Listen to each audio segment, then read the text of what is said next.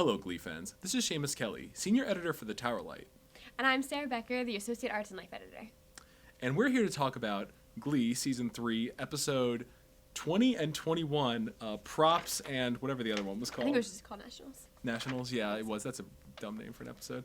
Pretty descriptive. Okay, so the first thing to get out of the way, as you all may know, is every week I've done Tina Watch. Like, is Tina going to do something this Perfect week? Tina episode.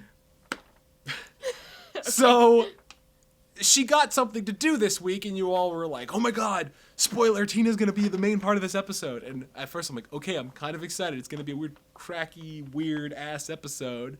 But it was, and in the beginning, like on the previously on Glee, they were like, yeah, remember when Tina hasn't done anything? I'm like, yeah, you fuckers, why did you do something with her? And they nodded in the episode too, because I missed the first 15 minutes, but I came in, and when she was talking to Rachel by the lockers, and she was like, yeah, you've totally been on the sidelines, like, all the past 3 years, or... I'm like, why did you fix that? Seriously, I don't know why Glee hasn't used her. I've not heard a good reason. I feel like she doesn't have enough talent as the other characters. I don't think so. Then why don't they just kick her off the show? They kicked off the one random black dude in Season 1, remember him? Oh, yeah. But he never spoke. Yeah. Like, see, the thing was, Tina spoke in the beginning. They could have easily written her out if they didn't think she was talented. I mean, she's talented. I think she's more talented than someone. I mean, Sugar hasn't sung in... Yeah, exactly. Like, how is it that, like, someone who got just introduced this season has more development? I don't know. Once again, so let's talk about this. I've written Rachel is the worst a couple times on here, and fuck Rachel. So I'm going to go through this episode beat by beat, and we'll get to the Tina stuff as we go. So they mentioned the whole, like, Kurt, you need to dress up like a woman to get, like, the whatever thing, because the whole Unique thing. I want to talk about that a little bit, too, the character of Unique. I'm not sure if Unique's supposed to be, like, transgender or, like, a drag queen or... Did you watch the Glee Project? No. No, you didn't? Okay, because I think his name is Alex. In that show, he dressed up in women's clothes a few times, and he was like, yeah, I just like it. It's fun. No deal. So I think that's what they're trying to do. Because he was okay with doing that, But once again, and then the fact that they're calling him, like, or her, a him, her, the whole episode, that was... There were a lot of not jokes that I'm just tired of, like, Sue. I mean, I understand that that's her character. Like, she's supposed to be that rude, but she's supposed to be sympathetic, too. I just feel like all of her jokes are just really rude and either racist or sexist and, like, funny, but I feel like people are just gonna, like, say them because, well, Sue said it on Glee, so it's funny, and I'm just the him-her thing also is not okay, especially for people who are trans. That's why I feel like in this, and, like, in these 2 episodes last night that they weren't very... Yeah, I was not... And once again, Rachel is the worst because she's like, I want a solo, and I'm gonna keep calling this person over and over. I can't just wait till I try out again. I'm just gonna keep doing this. You're supposed to do that. Because I'm so put upon. I am so like. She was trying to reach her dream. I think it was totally. She acknowledged last episode. She says, "Yep, that's what you get for not having a backup." Why didn't she go try? Why does she have to go to Miata? What would she do? She could try out for other schools. There are other schools in the country. Miata. You can't go halfway. No. She could literally try out for other things or get ready and get like a job or something and then go. She doesn't have any other skills. Exactly. She has no backup plan. She admitted it as much last week. Yeah, so she pushed as hard as she could to get her first plan. But once again, she gives up. She's given up in this show so many times. Okay, when she went with Tina to go see what's her good old Whippy and Whippy. I said Whippy. Carbon, yeah. And whatever her name in the show is. And, like, she was there. I don't know why she just didn't, like, start singing anything. She could have sung anything. Like, she didn't need the band. She was just like, okay, you won't let me sing for you. Like, That's still, like, but and we are jumping around the episode, whatever. But, like, Whoopi Goldberg's character was just like, yeah, man, I have other things to do. You think, why did you get a chance? Why are you so special? And she's not asking to be special. She's like... No, yeah, she was, because Tina's whole thing was, it's like, well, she had an off day, but she's a special snowflake, so she should get another chance. Yeah, I mean, like, which and is I don't such know why bullshit. Josie did that either, like, in the second episode. But, like, I mean... Rachel is not special. Like, you do that for jobs, you do that for internships. Like, no, it doesn't mean, honestly, mean you're better than anybody else, but it means that you want it. Like, it shows that you want it. Yeah, but after basically Carmen was like, okay, seriously, stop. Like, that's a point where, like, it's like, if I were her, I would be like, I'm not listening to this girl at all. And then she did stop. Well, whatever her name is. No, she's like, come see me in Chicago. Like, who would honestly go and fucking, no. Not okay. I don't know. Fucking A. Carmen? Oh, and apparently Rachel's like, yeah, man, I manage like 16 clubs at school, and And I'm like, you guys are worried about your application to college because you didn't have enough? Okay, whatever. So Tina is texting while walking, which Quinn warned about earlier, a couple episodes earlier. I was playing that close attention. I was waiting for Meatloaf to happen. So Tina falls into the fountain, and we get into the weird crack universe. I missed all of that. Yeah. So yeah, she's texting while walking, and she falls in, and then nice. Like, I thought this was gonna either be like the whole episode, like this whole crazy weird. Yeah, like when I saw previews for it, I saw the pictures first, and I was like, that's honestly weird, and I thought it was like some fan like photoshopped the faces, and then I was like, that's gonna actually happen. It either needed to be really short or needed to be like the whole episode, because otherwise it just felt like out of nowhere, and they couldn't have found another way for Tina to express herself. Was it like the entire first like 15 minutes? Yeah, it was pretty. Yeah, it was just it really just came out of nowhere, and it's basically, but once again, it's just that Rachel's the victim, so everybody else should understand that she's so great, and because she's the main character, you know. Because once again, Tina comes out there and she's like, "Yeah, man, when do I get my time to shine?" She's like, "You get next year because I'm Rachel. Because I'm leaving." So it should be more like, "No, it's not it at all. Fuck Rachel, man. She's the worst." I mean, I in general hate her, but I feel like this episode I wasn't annoyed by her. I don't know. God. So Tina got a solo, which was great. Apparently, only when you're Rachel you get a solo. Yeah, and okay, the Coach Beast plot in this episode. Oh my God. I was glad. I was glad they remembered it. I was glad they remembered it. I was glad she left him. I was glad that happened. I was glad she went to nationals. I was glad with the whole Puck thing. I wanted to cry. Yeah, she is a great actress, for real. What made me mad is they handled it so poorly in the first episode when they were talking about that, the whole domestic abuse thing. Well, they were how do you feel like first of all, it only happens to women, and I was like, okay, wrong. And then the entire time that they were talking about it, I was just like, you're just doing this so wrong. Like, you're not, like, I feel like they bring up all these topics, and it's okay, but either they do it because Stu is making fun of people, or they're, like, doing it wrong. Yeah, like, it's like, yeah, you're in this terrible situation, but I'm gonna insult the shit out of you anyway. But in this episode, they really just redeemed it, and I like it. Like she did like finally get out of it, and So I was down with that. Like, just I mean, I could talk about specifics, but it worked, and I was a little emotional. Okay, it was so good. All right, whatever. But it did feel kind of odd when an episode starts with a weird like crazy fantasy and then thing. It was like really intense. Serious, yeah. It was. See, that's why I liked it because I missed the beginning. Yeah. Okay, there you go. Fuck Tina helping Rachel for real. Like. I mean... No. She should have just been like, nah, man, I don't care about you. Why? Because she never got a solo? There's no reason to hate Rachel. Well, once again, like, Rachel is just... Oh, God, just everything about Rachel... Okay, but Tina and Rachel never had a problem. Well, here's the thing is that they acted like Tina had this, like, thing like, oh, Rachel, you're so great. Blah. That's almost never been talked about. Ever. Because they're not friends. Well, no, because Tina doesn't have a character. So they just arbitrarily decided that was true. And then why was Mike Chang like an asshole to her, too? It's like, yeah, man, why you gotta be such like a dick to Rachel? Like, must have missed that part. No, that happened. Where he was like literally when she first like, yeah, what's up, Rachel? And Mike Chang's like, why are you so selfish, Tina? I'm like, oh, was that where they were like fighting? Yeah, I heard about that, but I didn't. Way to not be supportive. Way to be like, once again, why is Mike Chang on Rachel Berry said, oh right, that's right, because Rachel's the main character, and that's because the writers are dumb. I don't know, I missed it. Puck was great. The knife thing, I was freaking out. I was like, no, you can't stab people because then that would. Yep. But it was fake, which was funny. See this right here, people? You see that? Fuck Rachel, worst character ever. I see your horrible handwriting. Well, yeah, I'm a terrible handwriter. I'm just letting you know. Okay, continue. So, that episode and the music in that one was good. I like they sang was that episode where the one they sang the Taylor Swift? Yeah. And like the one person who plays Beast, like I don't think they didn't really hire her for her singing, but she did pretty good. And she's sung in a few other episodes. The songs really worked for me. Like I really liked it. At the end, it's like Tina and Rachel are friends. We're never gonna mention this again. Yep. It wasn't bad. Yeah. So this episode, it did have. I was so annoyed at the Rachel thing, but I love that Tina actually got to do something. As kind of flawed as it was, the fact that... Well, they're trying to bring her up so they can bring her, like, in next one. For the next season? Yeah, next season, yeah. I'll believe that when I see it. All right. So this episode, Tina watched was, wow, an actual plot. Although it was kind of weird that it was a dream sequence or whatever, but whatever. Also, Glee continues to have the double standards of, like, straight people making out all the time. I was going to mention and then gays are just kind of like... See, what's up? Like, Brittany and Santana at the very end, like they got a kissing scene, and Kurt and Blaine. Yeah, and they didn't, and I was like, I'm confused. Like, yeah, it was just ridiculous. I want to say that may have something to do with the network. Like, because they got you got your gay sex episode, but now you can't get anything else. But Brittany and Santana got a kissing scene, but yeah, it's weird because lesbians get more ratings. Hello. Although I did love that Brittany was like, I'm not like all lesbian, you know. I'm like, oh yay. Yeah.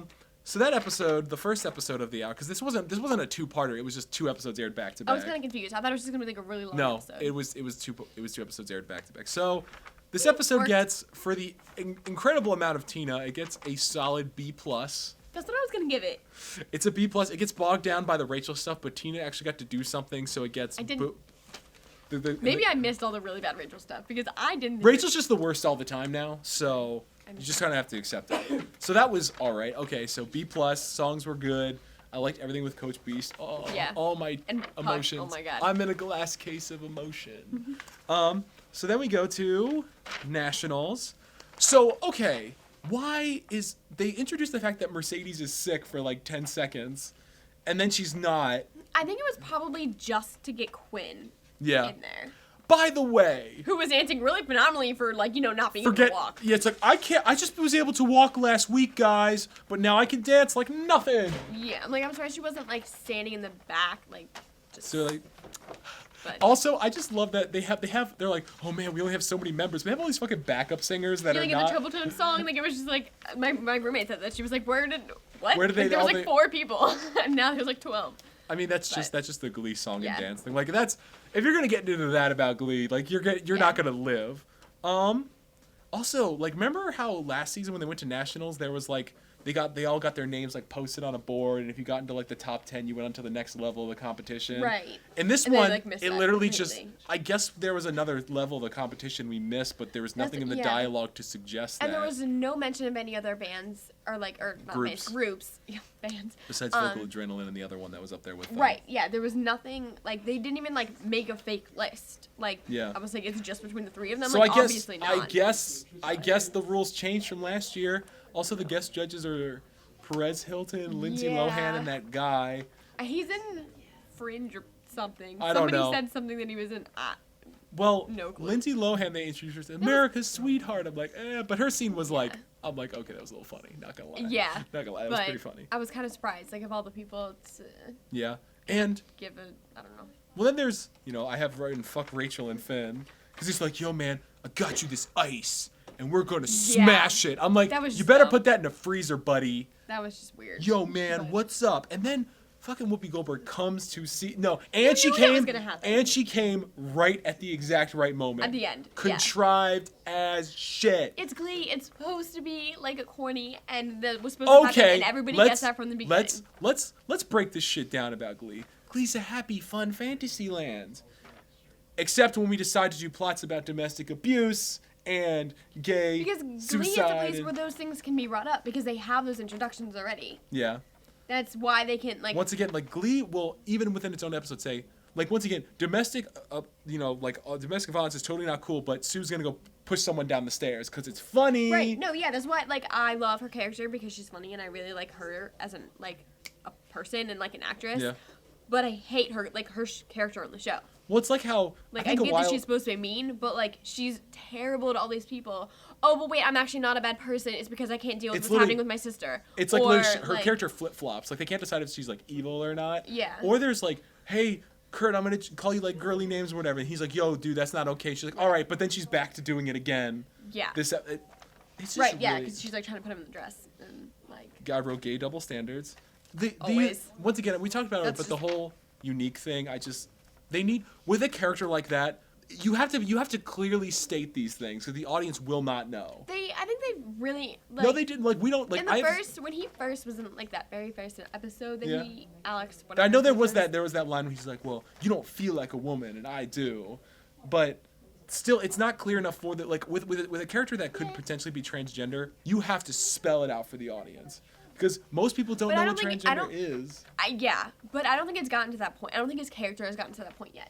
Well, because apparently he's like, maybe I'll join the New York team. And when I heard that, I was like, oh, no. That's what happened. I was pissed when Blaine did it.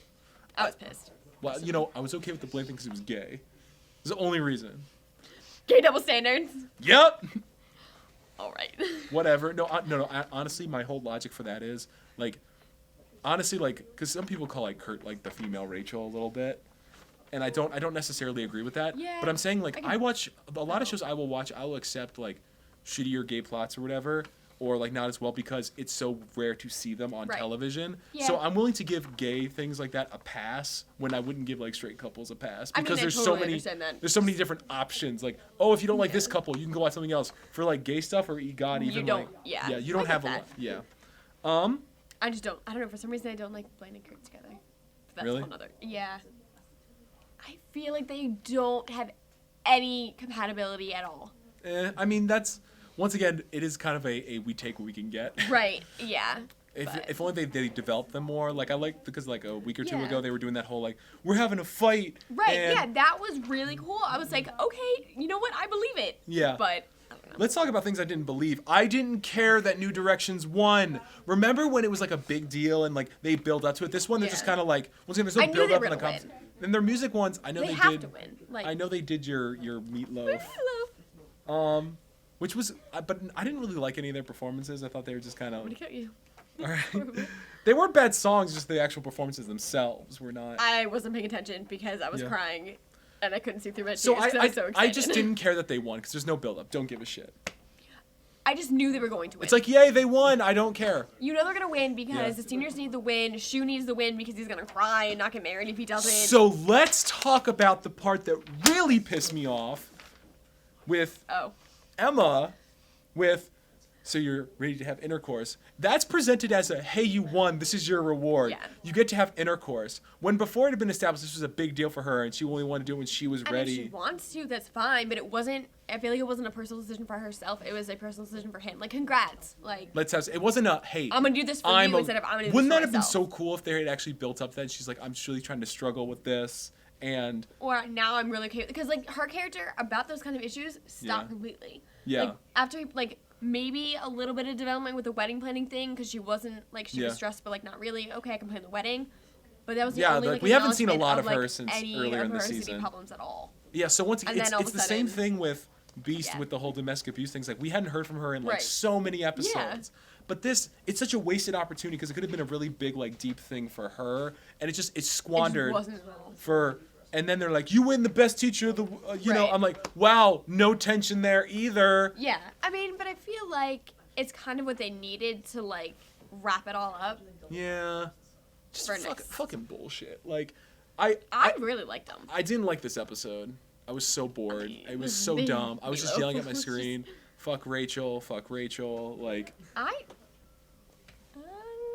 She's like, normally I hate it when Rachel sings like all of the lead songs for her, like, cause and I mean she's got a great voice, but like she's not the only one who's got a great voice. Like, and really, personally I love Quinn's voice, like, completely, and she never sings like ever. And Finn sings all the fucking time, and he's not that great a singer. And so once again, overall, this episode, Tina watched. She got to do like a thing, and you're allowed to sing with us. Maybe. And then the Emma thing pissed me right the hell off. Yeah, no, that was. So this episode for that gets a pretty solid C-. A+ for Meatloaf. Okay. A+ for take Meatloaf. away Meatloaf. What does it get? A+ for Meatloaf. Okay. 2 Meatloaf songs because it wasn't. I mean, it was Celine Dion's version. The Meatloaf singing. Take away Meatloaf. Meatloaf. What would it be? Seriously. Take away Meatloaf. I would stop watching Glee. What? I would stop watching Glee. Is this the only reason you watched Glee tonight or last night? I didn't know Meatloaf was going to be in it until it started happening, and I was like, I'm never going to be in it. So you're admitting you're incredibly biased. Yes. Okay, fair enough. For the actual thing, C-. A+ for C-. Meatloaf. You can't. No.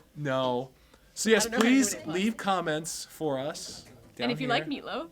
If you like Meatloaf, yeah, like I said, you guys said you like me talking to somebody, so I'm trying to have different people, and it's great, and you know, so yeah, let us know what you think. You should put a Meatloaf track in these. No, I can't because I don't want to get copyright slapped. If you agree with me that Rachel's the worst, let me know. If you don't, you're a heathen. All right. This is the Opinionated Glee review. Thank you very much. That's true. So I can like Meatloaf as much as I want and give them an A+ because I like Meatloaf. All right, so we're about to get sharp by dart guns. So until later, until next week, Opinionated Glee Review fans. See you later.